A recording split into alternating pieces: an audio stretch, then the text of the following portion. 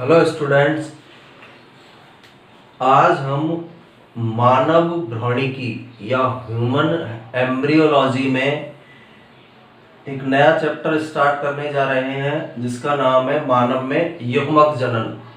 यानी मनुष्य के अंदर युग्मकों का निर्माण किस तरह से संपन्न होता है उसके बारे में हमें इस चैप्टर के अंदर पढ़ना है।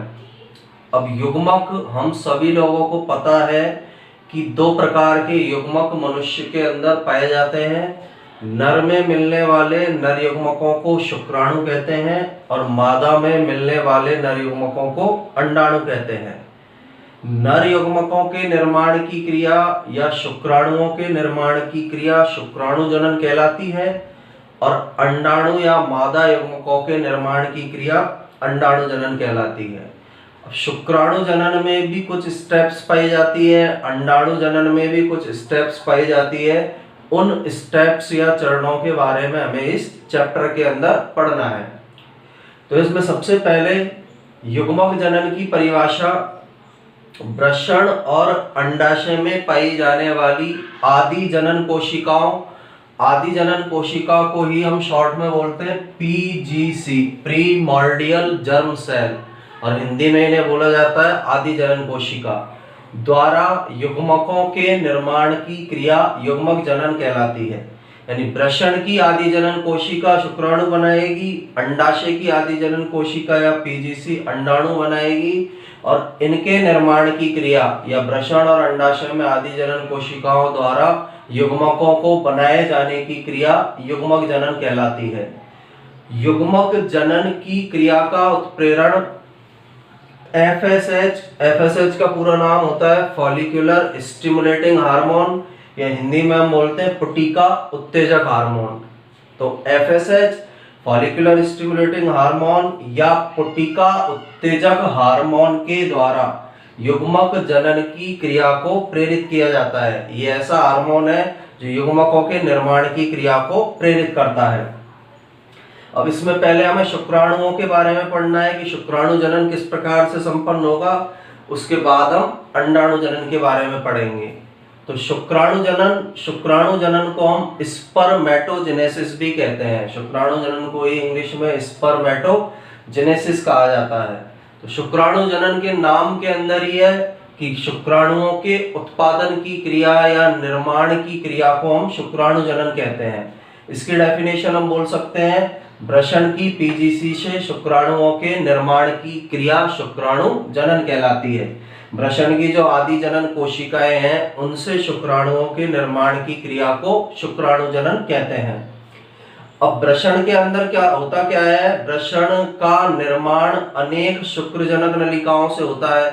बहुत सारी शुक्रजनक नलिकाएं आपस में मिलकर वृषण बनाती है और शुक्रजनक नलिकाओं के ऊपर उपस्थित एक आवरण पाया जाता है जिसे ट्यूनिका प्रोप्रिया कहते हैं। और ट्यूनिका प्रोप्रिया के आवरण में जनन उपकला पाई जाती है। यानी जैसे ये हम एक रफ डायग्राम बनाए, ये वृषण है, तो वृषण के अंदर अनेक शुक्रजनक नलिकाएं पाई जाएगी। इस तरह की नलिकाएं, अनेक शुक्रजनक नलिकाएं उपस्थित होंगी। शुक्रजनक नलिकाओं पर एक एनवलप या आवरण पाया जाता है जिसे हम बोलते हैं ट्यूनिका प्रोप्रिया। इनके ऊपर जो आवरण पाया जा रहा है ट्यूनिका प्रोप्रिया का आवरण है और ट्यूनिका प्रोप्रिया आवरण के अंदर जनन उपकला पाई जाती है। इस रेड कलर से जो हमने दिखाया है ट्यूनिका प्रोप्रिया, इस आवरण के अंदर भी जनन उपकला पाई जाती है। इस जनन उपकला में दो प्रकार की कोशिकाएं मिलती है। पहली कोशिका जनन कोशिका या स्पर्मेटोगोनिया कहलाती है और इनके द्वारा शुक्राणुओं का निर्माण किया जाता है। जनन कोशिका या स्पर्मेटोगोनिया शुक्राणु निर्माण का कार्य करेगी। दूसरी प्रकार की कोशिका कायिक कोशिका या सर्टोली कोशिका कहलाती है और कायिक कोशिका या सर्टोली कोशिका के द्वारा शुक्राणु को पोषण और सहारा दिया जाता है। कायिक या सर्टोली कोशिका को नर्स कोशिका के नाम से भी जाना जाता है। कायिक या सर्टोली कोशिका को हम नर्स कोशिका भी कहते हैं।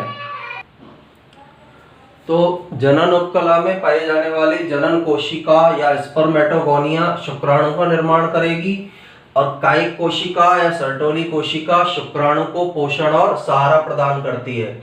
मिलती कहाँ है वो हमने पहले बता दिया है।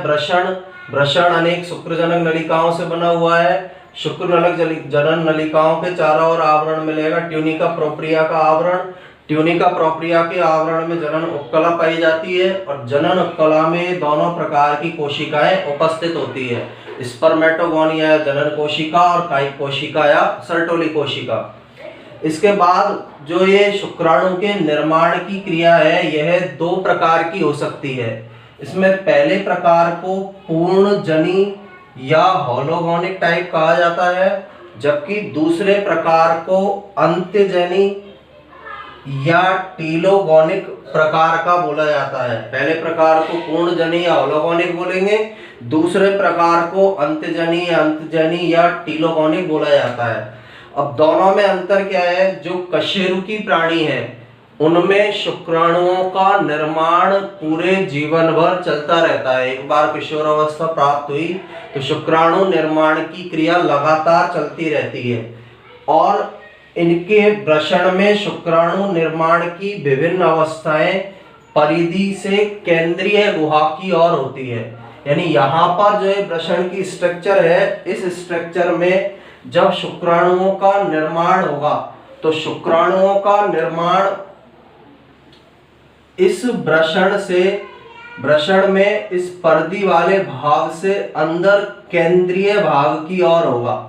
यानी इनका निर्माण की क्रिया परिधीय भाग से केंद्रीय भाग की ओर चलती है। जैसे हमने भी पढ़ा था ना, जब ट्यूनिका प्रोप्रिया का आवरण है शुक्रजनक नलिका पर, तो उसके शुक्रजनक नलिका के आवरण से केंद्रीय भाग की ओर वो क्रियाएं होंगी।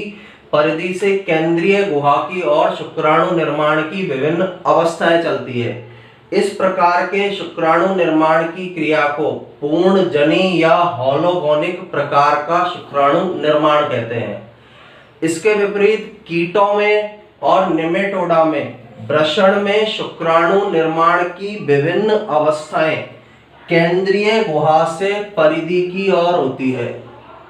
ये केंद्रीय गुहा से परिधि की ओर होगी, यानी उल्टा एक दूसरे के अपोजिट है। इस प्रकार के परिवर्तन को तो हम बोलेंगे होलोगोनिक। ये जो परिवर्तन हमें दिखाई दे रहा है होलोगोनिक कहलाता है, जिसमें शुक्राणु के निर्माण की क्रिया परिधि से प्रारंभ होकर केंद्र की ओर होती है और ये कशेरुकी प्राणियों में पाया जाता है। जबकि इस प्रकार का परिवर्तन जो केंद्रीय गुहा से परिधि की ओर, जिसमें शुक्राणु निर्माण की विभिन्न क्रियाएं संपन्न होती है, शुक्राणु निर्माण की विभिन्न अवस्थाएं संपन्न होती है, उसे टीलोगोनिक प्रकार का शुक्राणु निर्माण कहा जाता है। अंत्यजनी प्रकार का या टीलोगोनिक प्रकार का शुक्राणु निर्माण इसे कहा जाता है। तो दोनों में अंतर याद रखना है हमें। कशेरुकी प्राणियों में शुक्राणु निर्माण की अवस्थाएं परिधीय भाग से, जिस भी संरचना में शुक्राणु का निर्माण हो रहा है, जैसे वृषण में, शुक्रजनक नलिका में, तो परिधीय भाग से केंद्रीय गुहा की ओर होगी और इसे ही पूर्णजनी या होलोगोनिक प्रकार का विकास कहते हैं। सेकंड, कीटों और निमेटोडा में वृषण में शुक्राणु निर्माण की विभिन्न अवस्थाएं केंद्रीय गुहा से परिधीय भाग की ओर संपन्न होती है, जिसे अंत्यजनी या टीलोगोनिक प्रकार का डेवलपमेंट या विकास कहा जाता है, शुक्राणु निर्माण कहा जाता है। और मनुष्य में शुक्राणु निर्माण की क्रिया या शुक्राणु जनन की क्रिया 74 दिनों में पूर्ण होती है। यानी इसे पूरी तरह कंप्लीट होने में 74 दिनों का समय लगता है। 74 दिनों के अंदर इस क्रिया को संपन्न किया जाता है, कंप्लीट किया जाता है। अब शुक्राणु जनन की क्रिया को भी आगे दो प्रमुख भागों के अंदर बांटा गया है। इसके फर्स्ट भाग को बोला जाता है स्पर्मेटोसाइटोजेनेसिस, यानी शुक्राणु जनन या स्पर्मेटोजेनेसिस का फर्स्ट पार्ट है स्पर्मेटोसाइटोजेनेसिस। तो स्पर्मेटोसाइटोजेनेसिस दो शब्दों से मिलकर बना है, स्पर्मेटो और साइटोजेनेसिस। यानी इसको हम बोल सकते हैं सिंपल वे में कि स्पर्मेटोसाइटोजेनेसिस में पहले शुक्राणु पूर्वी या स्पर्मेटिड का निर्माण होता है। यानी शुक्राणु जनन के पहले चरण में आदि जनन कोशिका से स्पर्मेटिड या शुक्राणु पूर्वी बनता है। सेकंड चरण स्पर्मेटिलियोसिस। स्पर्मेटिलियोसिस में क्या होगा?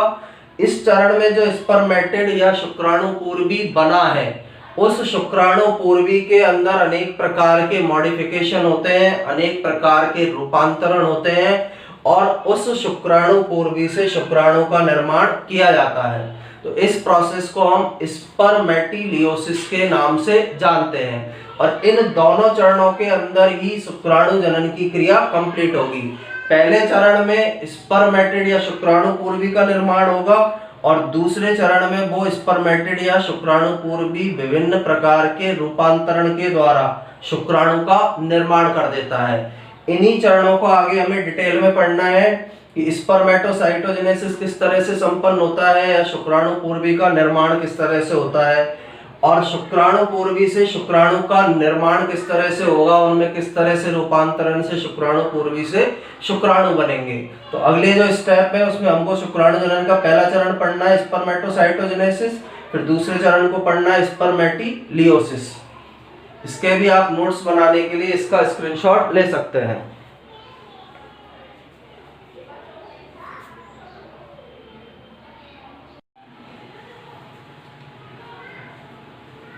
शुक्राणु जनन की क्रिया को हमने ऊपर दो भागों के अंदर विभाजित किया था, जिसके पहले भाग को स्पर्मेटोसाइटोजेनेसिस कहते हैं और दूसरे भाग को स्पर्मेटिलियोसिस के नाम से जाना जाता है। अब इन दोनों में डिफरेंस क्या है?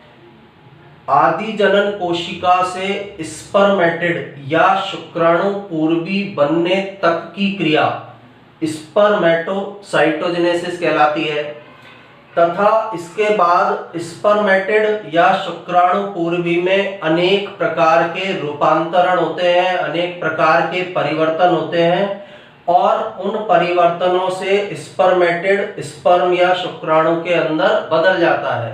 तो इस क्रिया को स्पर्मेटिलियोसिस के नाम से जाना जाता है। ये जो प्रोसेस है शुक्राणु पूर्वी से शुक्राणु बनने की प्रोसेस को स्पर्मेटिलियोसिस कहा जाता है। अब इसकी पहली चरण या पहले भाग का हम वर्णन सबसे पहले पढ़ेंगे, उसके बाद दूसरा स्पर्मेटिलियोसिस के बारे में पढ़ेंगे। तो फर्स्ट इसका पार्ट जो है स्पर्मेटोसाइटोजेनेसिस।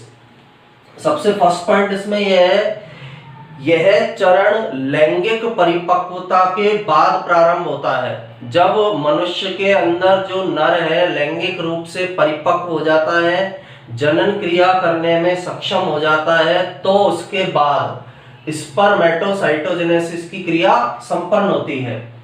सेकंड, इस चरण के अंदर पीजीसी से स्पर्मेटिड या पीजीसी का पूरा नाम है आदि जनन कोशिका, प्रीमोर्डियल जर्म सेल से स्पर्मेटिड या शुक्राणु पूर्वी का निर्माण होता है।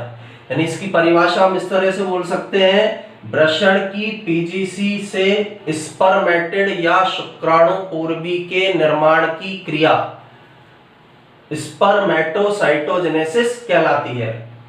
अब स्पर्मेटोसाइटोजेनेसिस को भी आगे तीन भागों में या तीन अवस्थाओं में बांटा गया है। इसकी पहली अवस्था को हम गुणन अवस्था बोलते हैं, दूसरी अवस्था को वृद्धि अवस्था बोलते हैं, तीसरी अवस्था को परिपक्वन अवस्था बोला जाता है। गुणन अवस्था के अंदर आदि जनन कोशिका में समसूत्री विभाजन होगा, जिससे शुक्राणुजन कोशिकाओं का निर्माण होगा। वृद्धि अवस्था में शुक्राणुजन कोशिका वृद्धि करती है और प्राथमिक शुक्र कोशिका या प्राइमरी स्पर्मेटोसाइट बनाती है। परिपक्वन अवस्था के अंदर दो प्रकार के अर्धसूत्री विभाजन या अर्धसूत्री विभाजन होते हैं, अर्धसूत्री विभाजन फर्स्ट और अर्धसूत्री विभाजन सेकंड, जिससे प्राथमिक शुक्र कोशिका से स्पर्मेटिड या शुक्राणु पूर्वी का निर्माण होता है। अब इन अवस्थाओं को हम सीक्वेंस से स्टडी करते हैं। सबसे पहली अवस्था इसकी गुणन अवस्था कहलाती है। गुणन अवस्था में पीजीसी में सूत्री विभाजन या समसूत्री विभाजन होगा और पीजीसी के समसूत्री विभाजन से स्पर्मेटोगोनिया या शुक्राणु जन कोशिका का निर्माण होगा। शुक्राणु मात्र कोशिका भी उसे हम बोल सकते हैं। तो पीजीसी से स्पर्मेटोगोनिया या शुक्राणुजन कोशिका के निर्माण की क्रिया गुणन अवस्था के अंदर संपन्न होती है। गुणन अवस्था के अंदर ये प्रोसेस कंप्लीट होगी।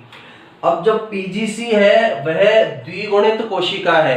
द्विगुणित कोशिका के विभाजन से हमें द्विगुणित कोशिका ही प्राप्त होती है। जो स्पर्मेटोगोनिया है या शुक्राणुजन कोशिका है वो भी द्विगुणित होगी, क्योंकि यहाँ पर जो विभाजन है वो समसूत्री प्रकार का विभाजन होता है। समसूत्री विभाजन में जितनी जनक कोशिका के अंदर गुणसूत्रों की संख्या है उतनी ही पुत्री कोशिका में पाई जाती है। इसके बाद स्पर्मेटोसाइटोजेनेसिस की दूसरी अवस्था होती है जिसे वृद्धि अवस्था कहते हैं। वृद्धि अवस्था के अंदर जो स्पर्मेटोगोनिया बने हैं उनमें आकार बढ़ता है, उनका आकार बढ़ता है और वो प्राइमरी स्पर्मेटोसाइट या प्राथमिक शुक्र कोशिकाओं का निर्माण करते हैं। तो वृद्धि अवस्था में क्या होगा, जो स्पर्मेटोगोनिया गुणन अवस्था में बने हैं उनका आकार दोगुना हो जाता है। आकार दोगुना होने के बाद इन कोशिकाओं को प्राइमरी स्पर्मेटोसाइट कहते हैं। स्पर्मेटोगोनिया द्विगुणित कोशिका थी, प्राइमरी स्पर्मेटोसाइट भी द्विगुणित कोशिका होगी। और वृद्धि अवस्था स्पर्मेटोसाइटोजेनेसिस में सबसे लंबी अवस्था होती है, यानी सबसे ज्यादा जो समय है वह वृद्धि अवस्था के अंदर लिया जाता है। तो पहली अवस्था इसकी गुणन अवस्था है, दूसरी अवस्था को इसकी को बोला जाता है वृद्धि अवस्था। तीसरी अवस्था होती है इसकी परिपक्वन अवस्था। परिपक्वन अवस्था के अंदर क्या होता है, जो प्राइमरी स्पर्मेटोसाइट बने हैं उनमें अर्धसूत्री विभाजन होगा। अर्धसूत्री विभाजन फर्स्ट या मियोसिस फर्स्ट में दो द्वितीयक स्पर्मेटोसाइट बनेंगे। अब यहाँ पर जो प्राइमरी स्पर्मेटोसाइट थी वो द्विगुणित कोशिका थी, लेकिन इस द्विगुणित कोशिका में अर्धसूत्री विभाजन फर्स्ट हुआ तो द्वितीयक स्पर्मेटोसाइट जो बनते हैं वो अगुणित कोशिका होती है, यानी अर्धसूत्री विभाजन में गुणसूत्रों की संख्या आधी रह जाती है। इसलिए प्राइमरी स्पर्मेटोसाइट में 2n थे क्रोमोसोम, जबकि द्वितीयक स्पर्मेटोसाइट में n क्रोमोसोम रह जाते हैं। या हम ये बोल सकते हैं प्राइमरी स्पर्मेटोसाइट में गुणसूत्रों की संख्या 46 थी, लेकिन द्वितीयक स्पर्मेटोसाइट के अंदर गुणसूत्रों की संख्या 23 रह जाती है। इसके बाद द्वितीयक स्पर्मेटोसाइट में फिर से अर्धसूत्री विभाजन सेकंड होता है, जो एक प्रकार से समसूत्री विभाजन के समान होता है। तो दो द्वितीयक स्पर्मेटोसाइट से 4 स्पर्मेटिड या शुक्राणुपूर्वी बन जाते हैं, जो भी अगुणित प्रकार के होते हैं। ये स्पर्मेटिड जो बनेंगे ये भी अगुणित प्रकार के होंगे। तो यहाँ पर ये मियोसिस फर्स्ट भी परिपक्वन अवस्था के अंदर संपन्न होगा, ये स्टेज भी परिपक्वन अवस्था कहलाएगी और इसके नीचे वाली स्टेज भी परिपक्वन अवस्था कहलाती है। यानी परिपक्वन अवस्था में 2 बार अर्धसूत्री विभाजन होता है, अर्धसूत्री विभाजन फर्स्ट, अर्धसूत्री विभाजन सेकंड, या हम ये बोल सकते हैं 2 बार परिपक्वन विभाजन हो रहा है। 2 बार परिपक्वन विभाजन होगा जिससे लास्ट में हमें स्पर्मेटिड या शुक्राणुपूर्वी बन जाते हैं। तो पीजीसी से स्पर्मेटिड या शुक्राणुपूर्वी के बनने की क्रिया, यानी ये जो पूरी प्रोसेस यहां से स्टार्ट हुई है, इससे स्पर्मेटिड या 4 शुक्राणुपूर्वी बनने की क्रिया को ही स्पर्मेटोसाइटोजेनेसिस कहते हैं। स्पर्मेटोसाइटोजेनेसिस, यानी इस प्रोसेस को पीजीसी से 4 स्पर्मेटिड या शुक्राणुपूर्वी बनने की क्रिया को स्पर्मेटोसाइटोजेनेसिस के नाम से जाना जाता है। अब इसको एक बार हम एक चार्ट के थ्रू समझने की कोशिश करते हैं। सबसे पहले हमारे पास वृषण के अंदर पीजीसी थी, आदि जनन कोशिका थी। इस आदि जनन कोशिका में सूत्री विभाजन हुआ, समसूत्री विभाजन हुआ, जिससे स्पर्मेटोगोनिया या शुक्राणुजन कोशिकाएं बनी। आदि जनन कोशिका में गुणसूत्रों की संख्या थी 2n, स्पर्मेटोगोनिया के अंदर भी गुणसूत्रों की संख्या 2n रहेगी। और पीजीसी से स्पर्मेटोगोनिया जो बन रहे हैं वो गुणन अवस्था के अंदर बनते हैं। सेकंड, वृद्धि अवस्था। इस अवस्था में स्पर्मेटोगोनिया या शुक्राणुजन कोशिका वृद्धि करती है, अपना आकार बढ़ाती है। जब ये अपना आकार बढ़ा लेगी तो आकार के बढ़ने के बाद इन्हें प्राइमरी स्पर्मेटोसाइट या प्राथमिक शुक्र कोशिकाएं कहते हैं। यानी स्पर्मेटोगोनिया का आकार बढ़ा, आकार बढ़ने के बाद इन कोशिकाओं को प्राथमिक शुक्र कोशिकाएं या प्राइमरी स्पर्मेटोसाइट कहते हैं, जो भी द्विगुणित कोशिकाएं होती है। इसके बाद थर्ड अवस्था आती है परिपक्वन अवस्था, जिसमें अर्धसूत्री विभाजन फर्स्ट होता है, अर्धसूत्री विभाजन सेकंड होता है।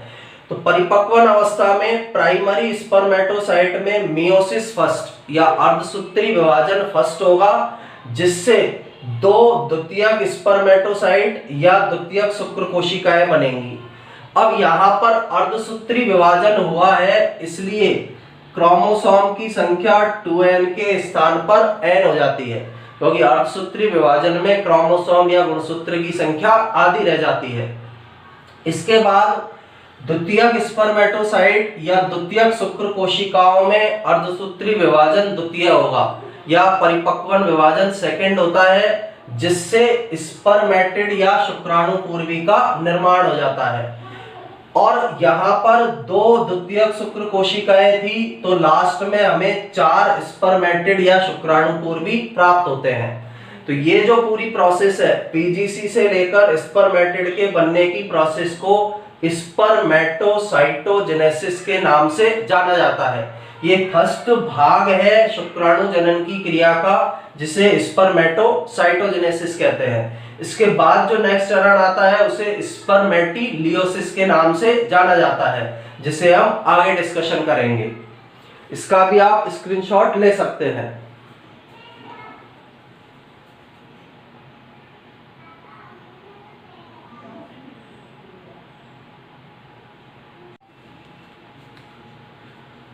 शुक्र जनन की क्रिया का दूसरा चरण स्पर्मेटिलियोसिस होता है, या इसे हम शुक्र कायांतरण भी कहते हैं। इससे पहले हमने पढ़ा था, इसका पहले चरण के बारे में पढ़ा था, जिसमें आदि जनन कोशिका से स्पर्मेटिड या शुक्राणु पूर्वी का निर्माण होता है। अब इस चरण के अंदर क्या होगा, जो स्पर्मेटिड बना है या शुक्राणु पूर्वी कोशिका बनी है, उसके अंदर अनेक मॉडिफिकेशन आते हैं, अनेक रूपांतरण आते हैं, और लास्ट में स्पर्मेटिड स्पर्म के अंदर या शुक्राणु के अंदर चेंज हो जाता है, शुक्राणु में उसका परिवर्तन होगा। इस दौरान अनेक प्रकार के परिवर्तन इसमें होंगे। गोल्जी काय के अंदर चेंजेस होते हैं, गोल्जी काय के चेंजेस से एक्रोसोम का निर्माण इसके अंदर किया जाता है। सेकंड, इसके अंदर सेंट्रोसोम के अंदर चेंजेस होते हैं। जो सेंट्रियोल है वो दो प्रकार के सेंट्रियोल बनाते हैं, समीपस्थ सेंट्रियोल और दूरस्थ सेंट्रियोल बनाते हैं। तीसरा, कोशिका जो स्पर्मेटिड का जो केंद्रक है उसका केंद्रक द्रव्य में से पानी पूरा बाहर निकल जाता है, जिससे शुक्राणु का भार कम हो सके।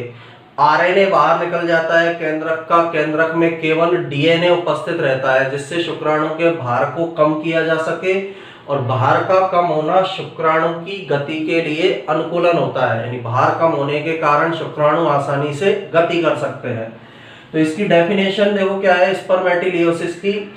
स्पर्मेटिड से शुक्राणु के निर्माण की क्रिया शुक्र कायांतरण या स्पर्मेटिलियोसिस कहलाती है, यानी शुक्राणु पूर्वी से शुक्राणु के निर्माण की क्रिया को स्पर्मेटिलियोसिस या शुक्र कायांतरण कहते हैं।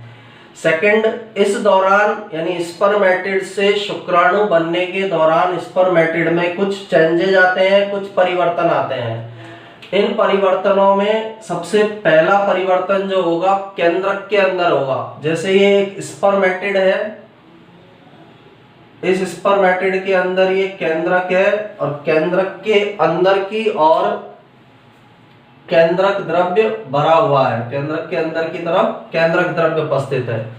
तो ये जो केंद्रक द्रव्य है, इस केंद्रक द्रव्य में से अधिकांश जल निष्कासित हो जाता है।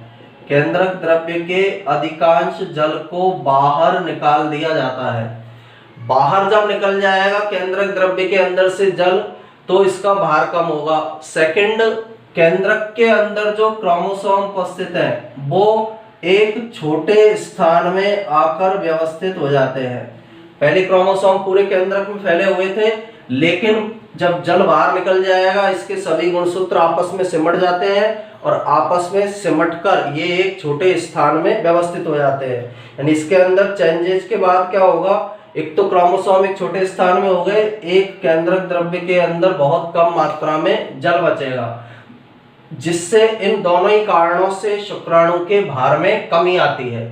ये इसलिए किए गए चेंजेस जिससे शुक्राणु का जो वेट है या वजन है या भार है वो कम हो सके।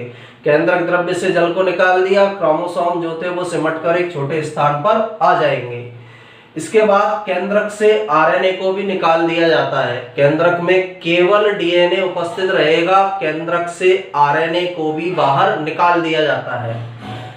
नेक्स्ट चेंज में गोल्जी काय के अंदर विभेदन होता है और गोल्जी काय में विभेदन से शुक्राणु का एक्रोसोम भाग बनता है। एक्रोसोम शुक्राणु के शीर्ष पर पाई जाने वाली संरचना है जो अंडाणु के अंदर प्रवेश करने में शुक्राणु को सहायता करती है। तो गोल्जी काय के विभेदन से शुक्राणु के एक्रोसोम का निर्माण होगा। अब एक्रोसोम का निर्माण किस प्रकार से संपन्न होता है? सबसे पहले तो जैसे गोल्जी काय की स्ट्रक्चर है,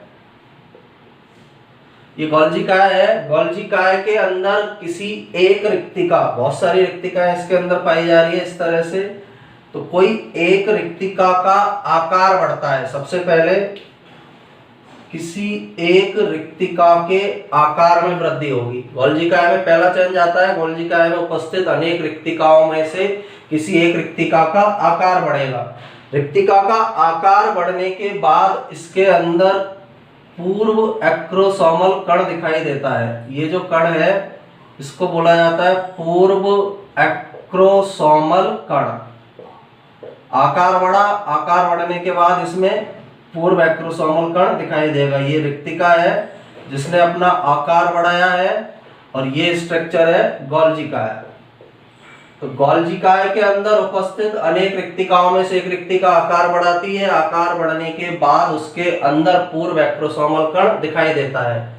अब ये जो कणयुक्त रिक्तिका है, यानी ऐसी रिक्तिका जिसमें पूर्व एक्रोसोमल कण पाया जा रहा है, यह रिक्तिका केंद्रक के शीर्ष से जुड़ जाती है। जैसे सेल है,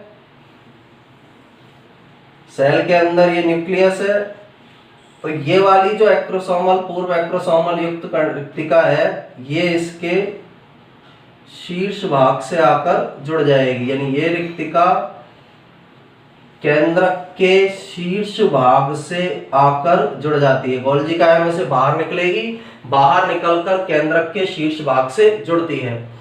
इसके बाद रिक्तिका के अंदर जो भी लिक्विड या तरल उपस्थित है वो बाहर आ जाता है। रिक्तिका में जो भी लिक्विड था, तरल था, वो सबका सब बाहर आ जाएगा और इसकी झिल्ली एक्रोसोम कण और केंद्रक के शीर्ष को ढक लेती है। यानी जो रिक्तिका आई है ये केंद्रक के शीर्ष को पूरी तरह से कवर कर लेगी, इस तरह से पूरी तरह से इसको ढक लेती है। इसके अंदर उपस्थित जो भी द्रव्य वो बाहर निकल जाता है। अब इस एक्रोसोमल कण के अंदर जब ये पूरी प्रोसेस हो जाएगी तो पूर्व एक्रोसोमल कण की जगह इसको बोलेंगे हम एक्रोसोमल कण। तो एक्रोसोमल कण में एंजाइम उपस्थित होते हैं विशेष प्रकार के, जो निषेचन के समय अंडाणु की झिल्ली को नष्ट करते हैं। यानी इन एक्रोसोमल कण के अंदर विशेष प्रकार के एंजाइम पाए जा रहे हैं और ये एंजाइम निषेचन क्रिया के समय अंडाणु की झिल्ली को भेदने का कार्य करते हैं, उसे उस स्थान से तोड़ने का कार्य करते हैं, जिससे कि निषेचन की क्रिया कंप्लीट हो सके या निषेचन की क्रिया संपन्न हो सके। तो गोल्जी काय के अंदर कौन कौन से चेंज हो रहे हैं, एक बार इनको फिर से समझते हैं हम। सबसे पहले तो गोल्जी काय जो था, गोल्जी काय की एक रिक्तिका का आकार बढ़ा। बहुत सारी रिक्तिका है गोल्जी काय में, एक रिक्तिका का आकार बढ़ा। रिक्तिका का आकार बढ़ने के बाद उसमें पूर्व एक्रोसोमल कण दिखाई देगा। इसके बाद ये रिक्तिका केंद्रक के शीर्ष भाग से जाकर जुड़ जाएगी। जैसे ही ये रिक्तिका केंद्रक के शीर्ष भाग से जुड़ती है, इस रिक्तिका का द्रव्य सारा बाहर आ जाता है, केवल एक झिल्ली रह जाती है और एक्रोसोमल कण इसके अंदर रह जाता है। ये झिल्ली केंद्रक के शीर्ष भाग को ढक लेती है। जब ये ढक लेगी तो पूर्व एक्रोसोमल कण एक्रोसोम के अंदर चेंज हो जाता है, एक्रोसोम के अंदर परिवर्तित हो जाता है और इस एक्रोसोम में अनेक एंजाइम पाए जाते हैं जो निषेचन क्रिया के समय अंडाणु की झिल्ली को भेदने में सहायक होते हैं। तो ये गोल्जी काय में विभेदन से शुक्राणु के एक्रोसोम का निर्माण होगा। नेक्स्ट स्टेप में स्पर्मेटिड का सेंट्रोसोम दो सेंट्रियोल से बना होता है। सबको पता है सेंट्रोसोम या तारक काय में दो तारक केंद्र या सेंट्रियोल पाए जाते हैं। तो स्पर्मेटिड या शुक्राणु पूर्वी का जो सेंट्रोसोम है वो 2 सेंट्रियोल से बना हुआ है। अब इन दोनों सेंट्रियोल में से फर्स्ट वाला सेंट्रियोल शुक्राणु के अक्ष के समकोण पर स्थित होता है। जैसे एक स्पर्म की हम रफ स्ट्रक्चर बनाए, इस तरह से एक स्पर्म है, तो ये जो पहला वाला सेंट्रियोल होगा शुक्राणु की अक्ष के, ये शुक्राणु की एक्सिस है, जैसे ये एक्सिस हमने बनाई, ये एक्सिस बना दी इसकी। तो फर्स्ट सेंट्रियोल इस शुक्राणु की अक्ष के समकोण पर उपस्थित होगा। ये फर्स्ट सेंट्रियोल है, जो शुक्राणु की अक्ष है उसके लगभग 90 डिग्री, इन दोनों अक्ष में और इसमें 90 डिग्री का एंगल बनेगा। ये जो सेंट्रियोल है इसे समीपस्थ सेंट्रियोल कहते हैं। इस वाले सेंट्रियोल को समीपस्थ सेंट्रियोल कहा जाता है। यानी 2 सेंट्रियोल थे, उनमें से एक सेंट्रियोल शुक्राणु की अक्ष के 90 डिग्री पर स्थित हो जाएगा, जिसे समीपस्थ सेंट्रियोल कहेंगे। दूसरा सेंट्रियोल समीपस्थ सेंट्रियोल के नीचे स्थित होता है। सेकंड जो सेंट्रियोल है वो यहाँ स्थित होगा, इसके जस्ट नीचे, और इस सेंट्रियोल को दूरस्थ सेंट्रियोल कहते हैं। तो समीपस्थ सेंट्रियोल के नीचे जो पाया जाएगा उसे दूरस्थ सेंट्रियोल के नाम से जाना जाता है। अब दोनों के कार्य क्या है? समीपस्थ सेंट्रियोल तो निषेचन क्रिया के समय कार्य करता है, यानी जब निषेचन क्रिया होगी शुक्राणु अंडाणु के अंदर प्रवेश कर जाएगा, तो जो अंडाणु के अंदर द्वितीयक परिपक्वन विभाजन होता है, उस द्वितीयक परिपक्वन विभाजन में समीपस्थ सेंट्रियोल सहायता करता है। जबकि दूरस्थ सेंट्रियोल शुक्राणु के अक्षीय तंतु का निर्माण करता है। शुक्राणु में जो नीचे स्ट्रक्चर पाई जा रही है अक्षीय तंतु, इस अक्षीय तंतु का निर्माण दूरस्थ सेंट्रियोल के द्वारा किया जाएगा, और यह अक्षीय तंतु शुक्राणु की पूंछ का प्रमुख भाग होता है। यानी अभी हम आगे शुक्राणु की स्ट्रक्चर पढ़ेंगे तो बीच में उसकी पूंछ में अक्षीय तंतु पाया जाता है, और यह पूंछ का प्रमुख भाग है। इस अक्षीय तंतु का निर्माण दूरस्थ सेंट्रियोल के द्वारा किया जाता है। तो समीपस्थ सेंट्रियोल का कार्य तो निषेचन के समय अंडाणु में द्वितीयक परिपक्वन विभाजन को प्रेरित करना है। दूरस्थ सेंट्रियोल का कार्य अक्षीय तंतु का निर्माण करना है। इसके अलावा जो भी माइटोकॉन्ड्रिया थे स्पर्मेटिड के, अक्षीय तंतु के आधार भाग के चारों ओर व्यवस्थित हो जाते हैं। जो भी माइटोकॉन्ड्रिया पाए जा रहे हैं वो माइटोकॉन्ड्रिया इस अक्षीय तंतु के चारों ओर, बस ये अक्षीय तंतु है तो इस अक्षीय तंतु के चारों ओर माइटोकॉन्ड्रिया व्यवस्थित हो जाते हैं। तो ये सारे चेंजेस स्पर्मेटिड से शुक्राणु निर्माण के दौरान संपन्न होते हैं। यानी स्पर्मेटिड से कायांतरण हुआ, स्पर्मेटिड में अनेक प्रकार के रूपांतरण हुए, मॉडिफिकेशन हुए, और स्पर्मेटिड से लास्ट में शुक्राणु का निर्माण हुआ। एक बार इस चरण को फिर से समझते हैं। स्पर्मेटिलियोसिस डेफिनेशन है स्पर्मेटिड या शुक्राणु पूर्वी से शुक्राणु के निर्माण की क्रिया। इस दौरान स्पर्मेटिड में परिवर्तन क्या क्या होते हैं? पहला परिवर्तन, स्पर्मेटिड का जो केंद्रक द्रव्य है उससे अधिकांश जल निकल जाएगा। क्रोमोसोम जो है वो एक जगह पर आकर इकट्ठे हो जाएंगे, जिससे शुक्राणु का भार कम हो जाता है। केंद्रक से आरएनए को भी निकाल दिया जाता है। केवल केंद्रक के अंदर डीएनए उपस्थित होगा जो आनुवांशिक पदार्थ का कार्य करेगा। केंद्रक का आकार लंबा और सकरा हो जाता है। गोल्जी काय में विभेदन से शुक्राणु का एक्रोसोम बनता है। अब किस प्रकार से बनता है गोल्जी काय के विभेदन से? गोल्जी काय में उपस्थित अनेक रिक्तिकाओं में से एक रिक्तिका अपना आकार बढ़ा लेती है। आकार बढ़ाने के बाद उसमें पूर्व एक्रोसोमल कण दिखाई देते हैं। इसके बाद यह कणयुक्त रिक्तिका केंद्रक के शीर्ष भाग से जुड़ेगी। शीर्ष भाग से जुड़ने के बाद रिक्तिका का द्रव्य बाहर निकाल दिया जाता है और एक झिल्ली बच जाती है। रिक्तिका में जब द्रव निकल जाएगा तो एक झिल्ली बचेगी। वह झिल्ली एक्रोसोम कण, पूर्व एक्रोसोमल कण को और केंद्रक को ऊपर से ढक लेती है। जब ये ढक लेगी तो पूर्व एक्रोसोमल कण एक्रोसोम के अंदर चेंज हो जाता है। एक्रोसोम कण के अंदर कुछ इस तरह के एंजाइम उपस्थित है जो निषेचन क्रिया के समय अंडाणु के चारों ओर उपस्थित झिल्ली को भेदने में सहायक होते हैं। नेक्स्ट चेंज स्पर्मेटिड के सेंट्रोसोम में होता है। सेंट्रोसोम 2 सेंट्रियोल से बना है। एक सेंट्रोसोम का एक सेंट्रियोल शुक्राणु की अक्ष के 90 डिग्री पर स्थित हो जाता है, जिसे समीपस्थ सेंट्रियोल कहेंगे। यह निषेचन क्रिया के समय अंडाणु में द्वितीयक परिपक्वन विभाजन को प्रेरित करता है। दूसरा सेंट्रियोल इस समीपस्थ सेंट्रियोल के नीचे स्थित होता है, जिसे दूरस्थ सेंट्रियोल कहते हैं। यह शुक्राणु का अक्षीय तंतु बनाता है। जो अक्षीय तंतु जो संरचना है वह शुक्राणु की पूंछ का प्रमुख भाग होगी। लास्ट में जो भी माइटोकॉन्ड्रिया है वो अक्षीय तंतु के चारों ओर व्यवस्थित हो जाते हैं, और इस तरह से जो हमारा शुक्राणु पूर्वी या स्पर्मेटिड है उससे शुक्राणु के निर्माण की क्रिया संपन्न होती है।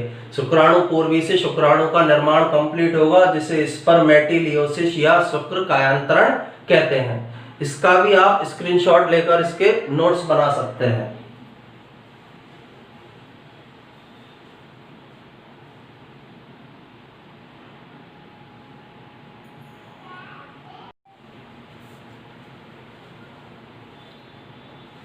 हमने शुक्राणु जनन की क्रिया के बारे में अभी अध्ययन किया है कि शुक्राणु जनन की क्रिया किस प्रकार से संपन्न होती है, किन किन चरणों के अंदर संपन्न होती है। दो मेन चरण थे। पहले चरण में जो वृषण की पीजीसी आदि जनन कोशिका है उनसे शुक्राणु पूर्वी का निर्माण होता है, और दूसरे चरण में शुक्राणु पूर्वी से शुक्राणु बनता है। और हमें इसके अंदर नेक्स्ट टॉपिक पढ़ना है कि शुक्राणु जनन की क्रिया का नियंत्रण किस प्रकार से किया जाता है। तो शुक्राणु जनन की क्रिया के नियंत्रण में सबसे पहले तो शुक्राणु पूर्वी जो था वह गोलाकार और अगतिशील संरचना थी। इससे शुक्राणु जनन की क्रिया से शुक्राणु बना जो धागे के समान और गतिशील संरचना होती है। यानी जो स्पर्मेटिड है गोलाकार का था, अगतिशील था, लेकिन जो शुक्राणु बनेगा धागे के समान होगा और गतिशील होगा। सेकंड, शुक्राणुओं के बनने के बाद शुक्राणुओं का शीर्ष सर्टोली कोशिकाओं में धस जाता है। अब सर्टोली कोशिकाओं में क्यों धसेगा? क्योंकि सर्टोली कोशिकाओं के द्वारा शुक्राणु को पोषण प्रदान किया जाता है। शुक्राणु को नरिशमेंट या पोषण सर्टोली कोशिकाएं देती है। इसके बाद जब शुक्र जनन शुक्राणु त्याग की क्रिया होती है, स्पर्मिएशन क्रिया होती है, तो इन शुक्राणुओं को बाहर त्याग दिया जाता है। अब इस पूरी प्रोसेस को नियंत्रित करने वाले प्रमुख कारक, पहला कारक तापमान होता है शुक्राणु के निर्माण को नियंत्रित करने वाला। दूसरा कारक हार्मोन होते हैं। हार्मोन भी दो प्रमुख प्रकार के होते हैं। पहला अग्र पीयूष ग्रंथि द्वारा स्रावित हार्मोन, दूसरा होता है हाइपोथैलेमस द्वारा स्रावित हार्मोन। अग्र पीयूष ग्रंथि द्वारा LH और FSH का सिक्रेशन होगा, हाइपोथैलेमस द्वारा GnRH, या हम पूरा नाम इसका बोल सकते हैं गोनेडोट्रोपिन रिलीजिंग हार्मोन। GnRH का पूरा नाम है गोनेडोट्रोपिन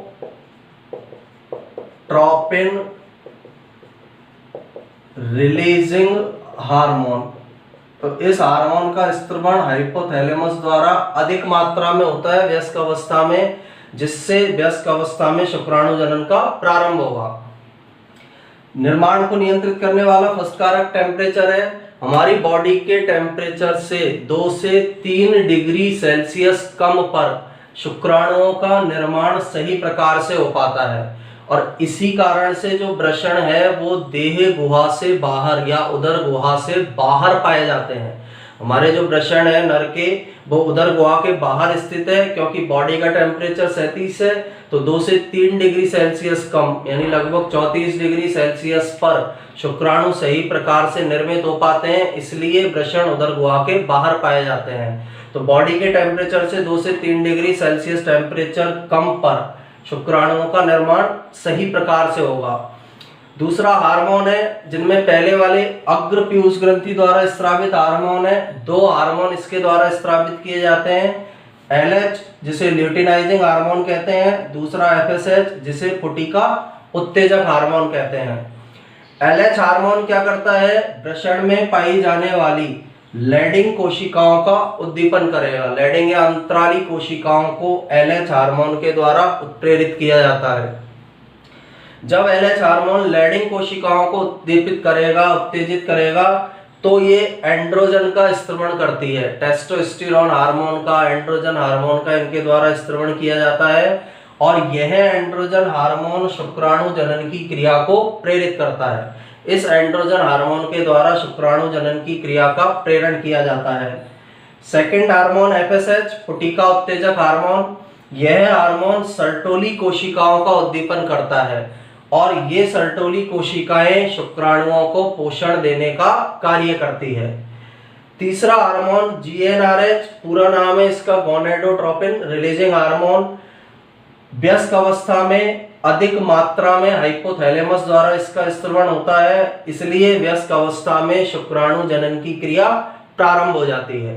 तो 3 प्रमुख हार्मोन के द्वारा इसको कंट्रोल किया जाएगा। पहले हार्मोन का नाम एलएच, दूसरे हार्मोन का नाम एफएसएच, तीसरे हार्मोन का नाम जीएनआरएच होता है। अब शांत अवस्था में, विश्राम अवस्था में, शीत भंडारण में क्रायो प्रिजर्वेशन किया जाएगा इनका शुक्राणुओं का, तो ये अनेक सालों तक जीवित रह सकते हैं। लेकिन सक्रिय अवस्था, भोजन की कमी और तापमान सही प्रकार से नहीं मिलने पर या अधिक तापमान में शुक्राणु की जो जीवन अवधि है 55 से 60 मिनट होती है। यानी सामान्य अवस्था के अंदर या क्रायो प्रिजर्वेशन में या विश्राम अवस्था में ये अनेक वर्षों तक जीवित रहते हैं। लेकिन सक्रिय अवस्था है, शांत अवस्था नहीं है, भोजन की कमी है या फिर टेम्परेचर अधिक है, तो इनकी जीवन क्षमता लगभग 55 से 60 मिनट तक पाई जाती है। तो इस लेक्चर के अंदर हमने शुक्राणु जनन की क्रिया के बारे में पढ़ा है कि कौन कौन से चरण होते हैं, किन चरणों के द्वारा शुक्राणु जनन संपन्न होगा। पहले चरण के अंदर स्पर्मेटिड बनेगा, दूसरे चरण में स्पर्मेटिड से स्पर्म या शुक्राणु बनेगा। सेकंड इसके अंदर हमने पढ़ा है शुक्राणु जनन की क्रिया का नियंत्रण किन किन हार्मोनों के द्वारा होता है, टेम्परेचर द्वारा किस प्रकार इसको कंट्रोल किया जाता है। इसके नेक्स्ट लेक्चर में हम मानव शुक्राणु की स्ट्रक्चर या संरचना के बारे में अध्ययन करेंगे कि मानव के अंदर जो शुक्राणु पाया जा रहा है उसकी स्ट्रक्चर या संरचना किस प्रकार की होती है। तो इसके भी आप नोट्स बनाने के लिए इसका स्क्रीनशॉट ले सकते हैं।